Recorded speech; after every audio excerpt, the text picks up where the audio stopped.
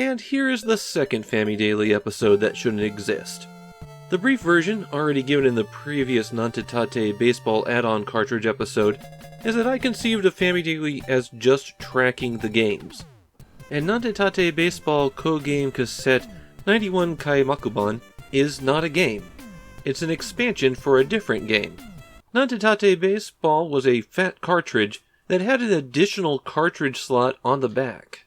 And Sunsoft's intention was that people would buy a cartridge to update the stats in the game every year, rather than buy a new edition of the game. The problem was, Nantettattei baseball wasn't a big success. It wasn't a very good baseball game in the first place, and there was only so much that they could do by changing stats. Sunsoft produced 2 add-on cartridges, an all-star cartridge that put together a lot of famous names, and this one, which updated the rosters of players for the 1991 season. The original Nantettattei baseball cartridge was released in October of 1990, and as this was released in May of 1991, there wasn't a whole lot of baseball played between those 2 points. So basically, this is the final stats for the players in the 1990 season, since the original game had to leave off about a month, and of course the 1991 rosters with all the new rookies and trades. If there's anything that 91 Kaimakuban is known for, it's being insanely rare. The add-on cartridge was not a popular idea, and this one sold even worse than the All-Star one.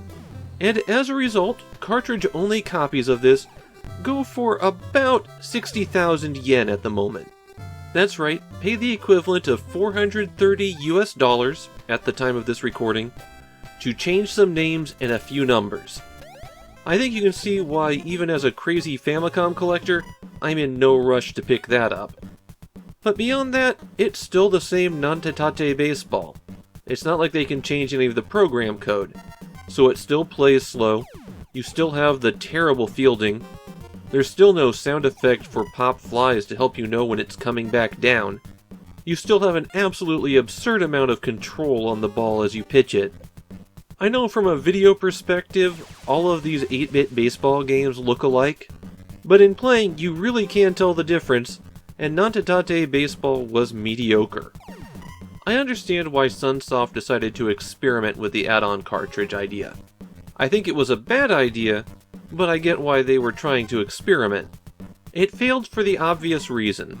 Even though every year's update to the baseball games had an audience, it wasn't always the same audience. People would skip a year, or play a different series for that year. And in this case, people still had to buy the game with the 1990 season data on it. So this was a project with rapidly diminishing returns, even if it worked.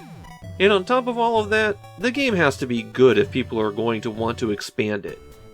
And despite those problems, this is not going to be the last time that someone attempts to sell hardware with expansion cartridges for the Famicom.